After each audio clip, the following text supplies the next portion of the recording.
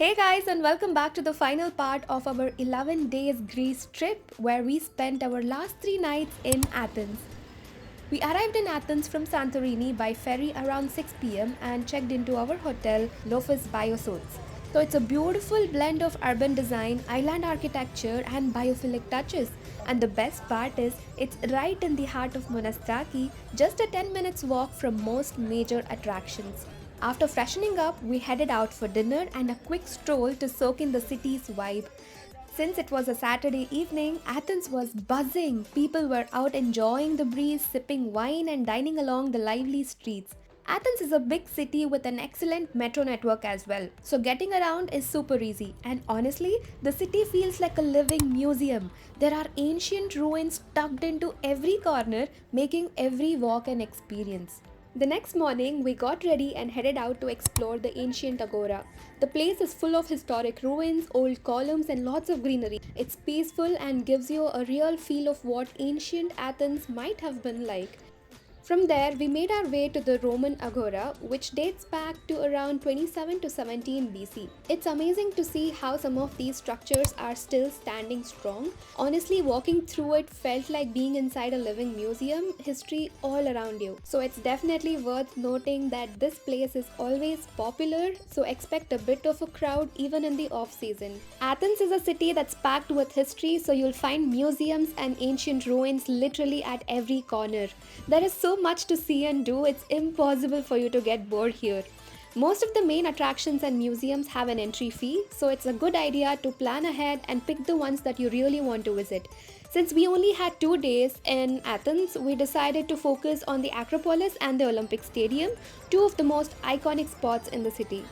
Just a few steps away from the Roman Agora, we found the Agora flea market, which usually happens on every Sunday in Athens. And let me tell you, this place has such a fun vibe, from quirky little shops and antiques to handmade souvenirs. You'll also find shelves filled with Greek spices and cold pressed oils. So if you're looking for something local to take home, this is like the perfect place for you guys to shop as well. And no bother even if you have missed on the flea markets on Sundays, because there are streets filled with souvenir shops all around the city. We decided to skip visiting the Acropolis on our first day since it was a Sunday and way too crowded. Instead, we explored the surrounding areas and made our way to the Olympic Stadium and the National Gardens of Athens. On the way, we stopped for some comforting fur for lunch and made our way to the gardens.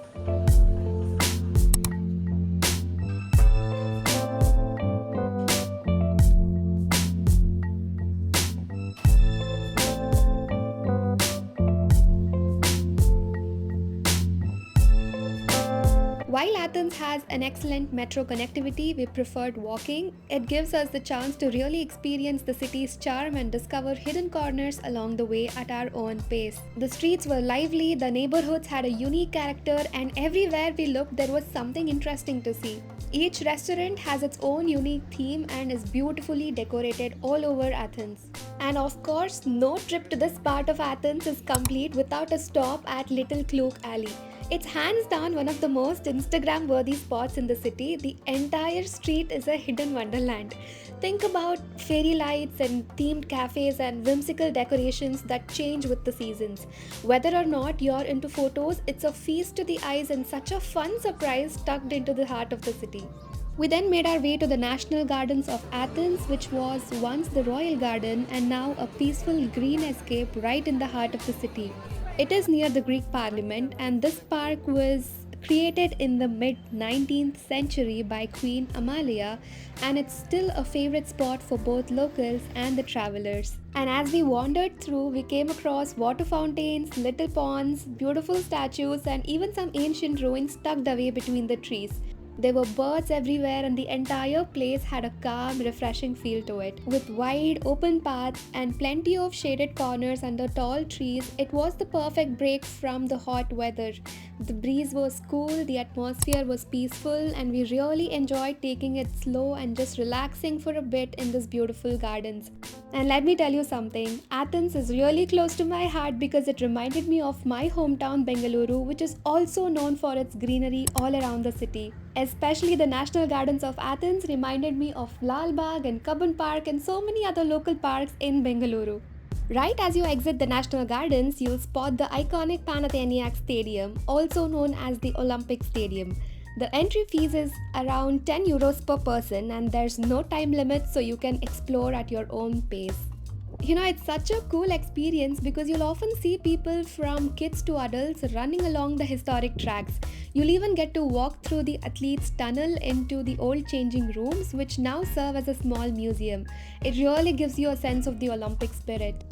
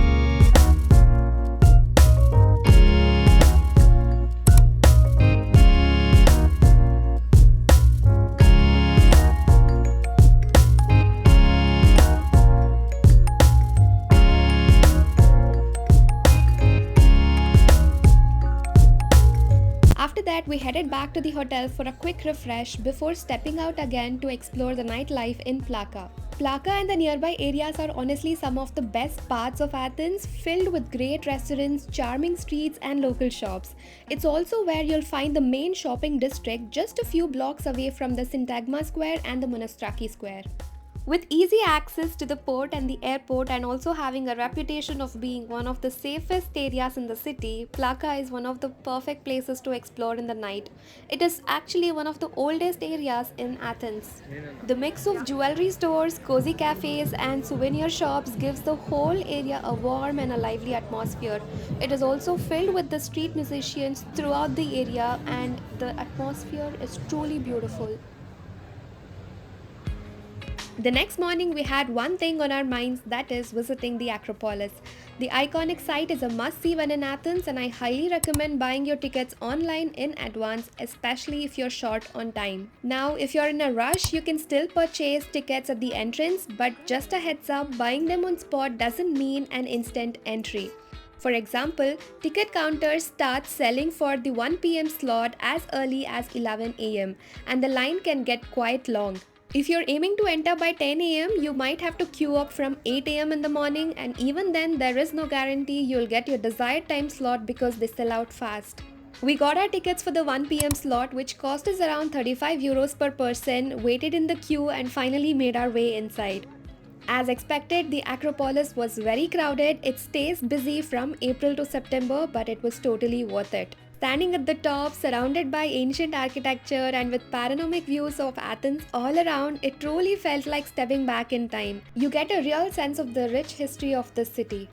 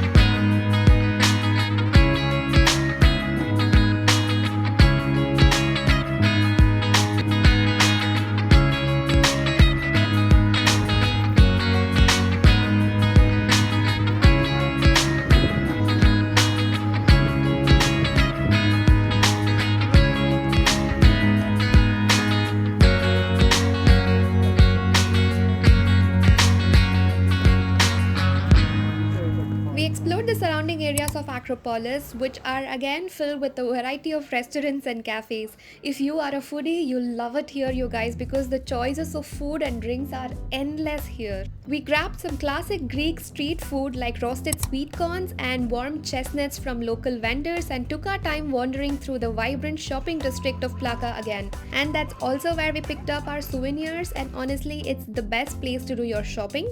Athens really left an impression on us. There is so much to see, and we barely scratched the surface in 2 days. The city blends history, culture, and modern day buzz so seamlessly.